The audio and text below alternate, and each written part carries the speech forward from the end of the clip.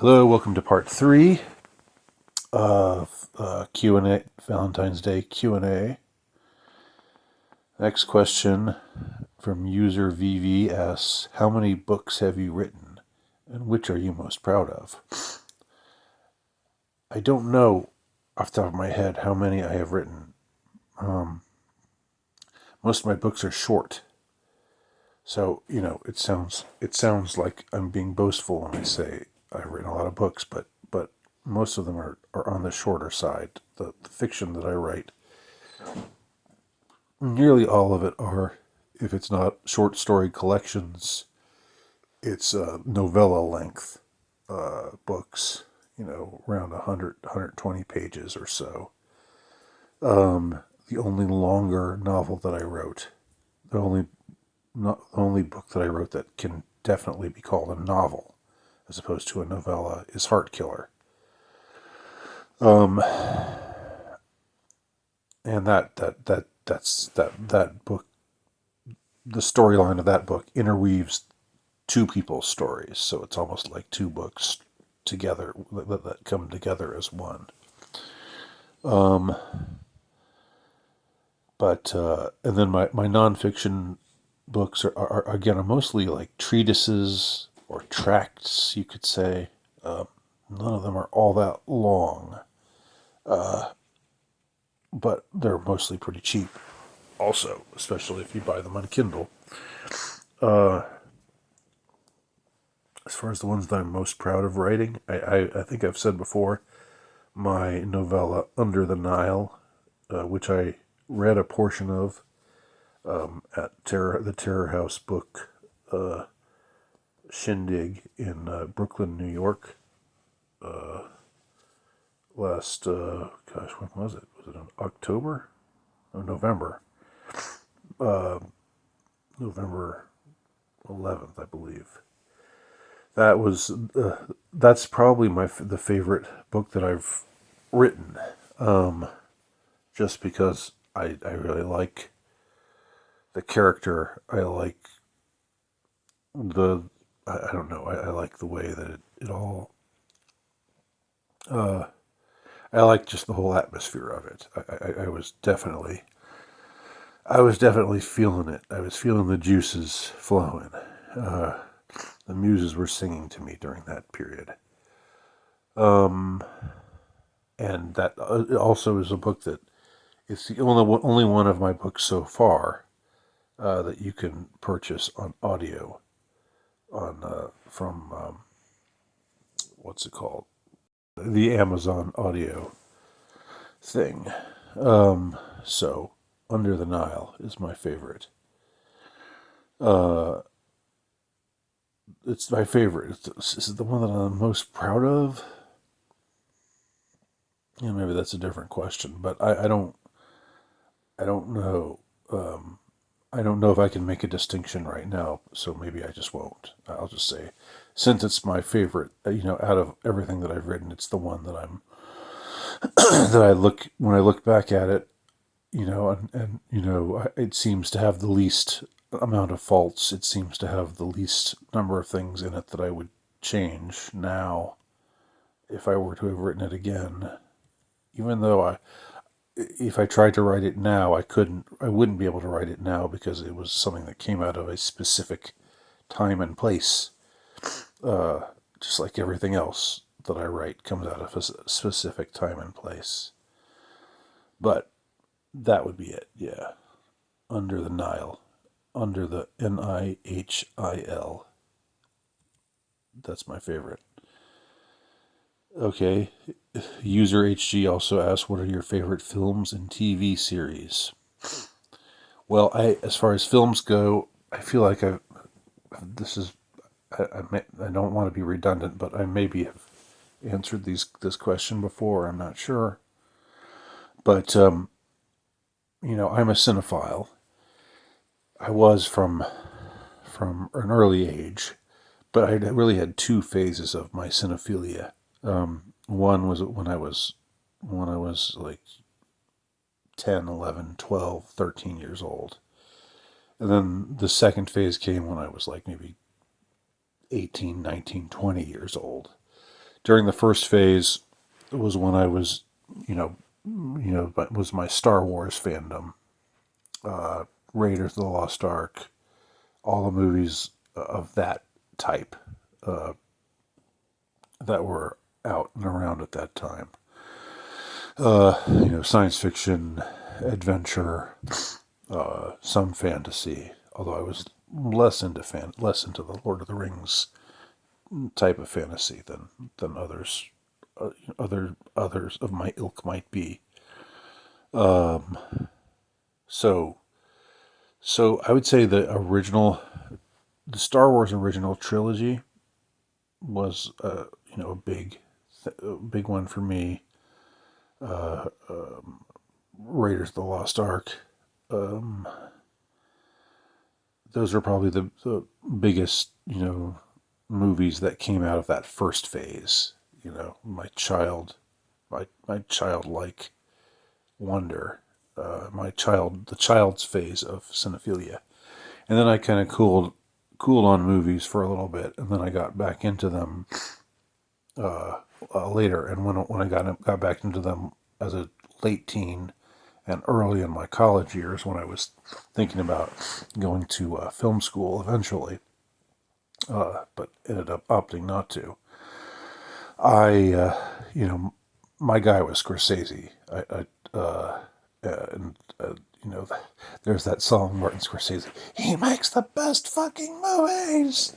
It's just somebody ranting about how great all of Martin Scorsese's movies are, and how if I ever see him, I'm gonna shove him against the wall, and I'm gonna punch him in the face, and I'm gonna say thank you, thank you, thank you. So we're talking Taxi Driver, King of Comedy, Raging Bull, Goodfellas, Mean Streets, so a lot of Scorsese. I would say Pulp Fiction was also, this was the beginning of Tarantino's first emergence onto the scene.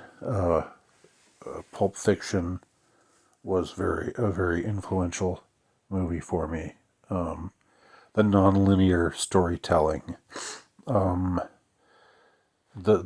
spirituals, how it ends with a miracle. It's supposed to be this hip, raunchy, bloody, nihilistic film, but I was so struck by the fact that it ends that a miracle takes place in it, and a guy is miraculously saved.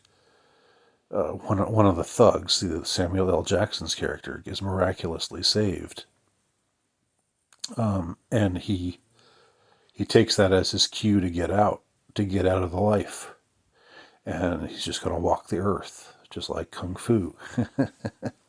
I thought that was amazingly compelling, and very unexpected.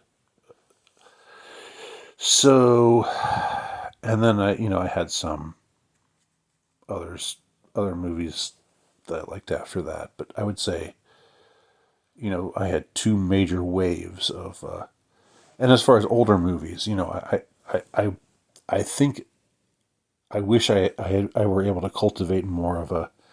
I think if I were more of a cinephile, I'd be able to cultivate more of a liking for older movies. As it is, I can appreciate them, but there is still something about them that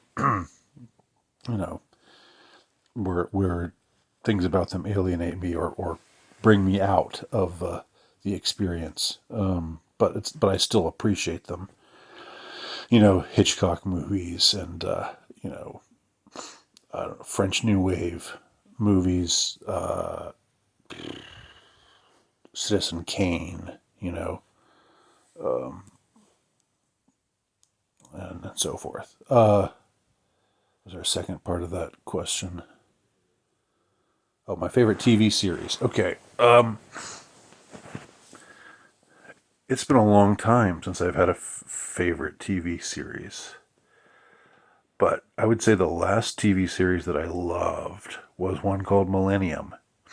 And it had it featured, shoot, what's his name? Oh man, it's this really intense actor with this dead cold stare, and he was the hero of the show. He was like this guy who had this psychic power, and it was really just over the top, and there, like it was really intense, and and there was like a supernaturalistic element to it, but it wasn't. But it was also like a sort of crime drama show. Shoot. Oh, Lance Henriksen, is that his name? Was it Lance Henriksen? Great actor. He was the one who was also in Aliens, Ridley Scott's Aliens, and he's been in some other stuff. So that was a series that I really liked. That was a long time ago. That was like more than 20 years ago. Beyond that, just like my childhood show, when I was a kid, I was an avid watcher of a bunch of shows, from Magnum PI to, as I said, Space Giants, Buck Rogers, Battlestar Galactica. Like I said, shows that now I wouldn't, I don't have as much of an appreciation for. I still, I still feel affectionately towards them, but I'm too aware of their flaws now. Much more aware than I was as a kid. I liked for a time. I was really into true crime shows. Um, you know, like the ones that would be on the networks. 48 Hours Investigates. Uh, and what was the other one? Dateline NBC, and also the ones that were on cable shows, which I can't. The A&E had the A&E channel had a show like that. For a time, I was really into watching those shows, just because it was interesting to see, like people who committed these crimes, and like how they tried to defend themselves, or how they tried to justify what they did, or you know you watch, and then you could figure out. It was up to you to kind of figure out what was really going on, who was guilty, who was innocent, like real life whodunits. It was kind of interesting to plumb the depths of the darker recesses of the human mind, and there's a killer in all of us. That whole kind of thing was intriguing to me. Right, turns up again. Can you sing the chorus's lyrics of Hall & Oates' Family Man and One on One? Yes. Yes, I can. Next question by Paul. I know you want me to sing it, but I'm not going to sing it, but I can sing it. You'll just have to take my word for it. Should the government's Black Ops hire the Galaga world record holder and Top Gun, aka Tom Cruise, to thwart the ongoing War of the Worlds invasion, Space Invaders? Or the guy from, what was that? Shoot, The Last Starfighter. That kid, who was really good at the game, The Last Starfighter. It seemed like there were a few, like, wasn't there also a Twilight Zone episode like that, in like the Twilight Zone incarnation in the early 80s? Or mid 80s? Wasn't there something where a kid just got really good at a game, and then it turned out to be training to like the people, like the governmental forces were watching, and they were saying, this kid's he's good, he's ready, and then he goes and fights against the real bad guys. I remember that was the plot of The Last Starfighter.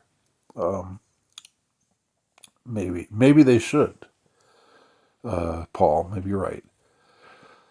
Okay, Paul again asks, do you like Phil Collins and Genesis? Not that much. I like a couple of their songs, but Phil Collins, for me, during the 80s, he had a stretch where he was really popular and really successful, and like he just sort of seemed bland, and I was kind of annoyed at how famous he was, because I just didn't think his music was that great, with a couple of exceptions. I mean, of course, "In the Air Tonight" is a classic. "I Don't Care Anymore" is a classic. Genesis, like, they have a longer history, right, with Peter. Peter, what's his name? The guy who sang "Shock the Monkey." Um,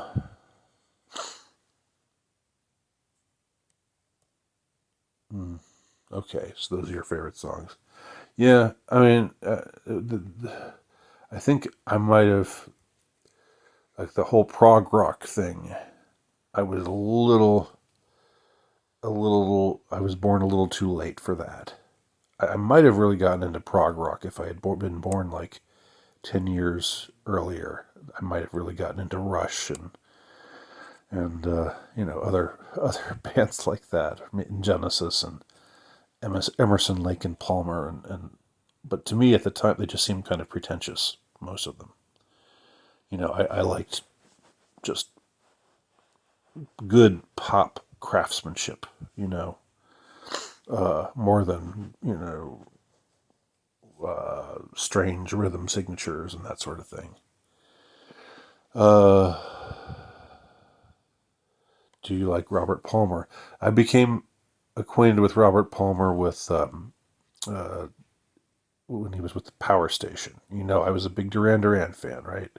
And then when Duran Duran kind of took a hiatus, which I think was an ill-advised hiatus, although maybe they had, I don't know, maybe they were enabling each other's drug habits too much and needed to separate or something. I don't know what was going on behind the scenes. Probably a bunch of sordid stuff. But John Taylor and Andy Taylor wound up with Robert Palmer and the drummer from Chic. I can't remember his name, but he was great. He really had a great drum sound. Um, that's the first I saw with Robert Palmer was the "Are you gonna do it? Feel the heat pushing you to decide. Some like it hot and some sweat when the heat is cold. When the heat is on." See, you did get to hear me sing a little there.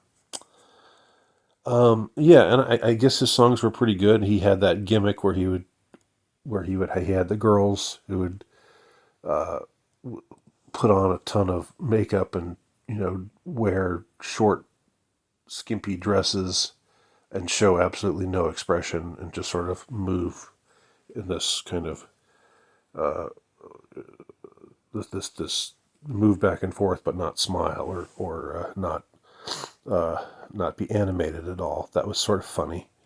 They would never get. It would never happen now. It's so funny, the things that people got away with in the '80s, and it was no big deal. And now it'd be like, oh, cancel him now. I'm so glad that I grew up then and not now. Um, I don't think I can answer your Omega Man question because it just doesn't. I just can't relate to it enough. What's your favorite James Bond film or films and villain? Um, you know, I would have to say, even though this is probably a second-rate James Bond movie, I'm not a huge James Bond fan. I appreciate it, but I was never that intensely into it. But View to a Kill, because I was a big Duran Duran fan when Duran Duran did the theme song. I thought that I was there for that, and then it was Christopher Walken as Zoran, this crazy psychopathic. It was a guy he just shot. He had all the workers build this huge thing for him, and then he and his buddies just shot them all down with a machine gun, so they wouldn't have to pay them any wages. And then he looks at his watch and says, "Good, right on schedule." Um, I think that movie was not well liked, but I enjoyed it. That was probably my favorite Bond villain. Probably not worthy, but I'm just talking subjectively. Okay, end of part 3. Thanks for watching.